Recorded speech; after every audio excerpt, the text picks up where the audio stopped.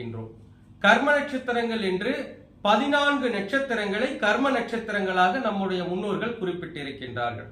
அந்த வகையில் அஸ்வினி நட்சத்திரம், மேஷ ராசியில் அஸ்வினி நட்சத்திரம், ரிஷப ராசியில் மிருகசீரிஷம் நட்சத்திரம், மிதுன ராசியில் திருவாதிரை நட்சத்திரம், கடக ராசியில் ஆயில்யம் நட்சத்திரம், சிம்ம ராசியில் பூரம் நட்சத்திரம், கன்னி ராசியில் அஸ்தம் நட்சத்திரம், துலாம் ராசியில் சித்திரை நட்சத்திரம், விருச்சிக ராசியில் அனுஷம் நட்சத்திரம், தனுசு ராசியில் மூலம் பூராடம் உத்திராடம் ஆகிய 3 நட்சத்திரங்கள், மகர ராசியில் அவிட்டம் நட்சத்திரம், கும்ப ராசியில் பூரட்டாதி நட்சத்திரம், மீன ராசியில் உத்திரட்டாதி நட்சத்திரம். இந்த 14 நட்சத்திரங்களையும் நம்முடைய முன்னோர்கள் கர்ம நட்சத்திரம் என்று குறிப்பிட்டிருக்கின்றார்கள். அதாவது கர்ம வினைகளினுடைய தாக்கம் அதிகமாக இருக்கின்ற நட்சத்திரமாக இந்த நட்சத்திரங்களை நம் முன்னோர்கள் குறிப்பிட்டிருக்கின்றார்கள்.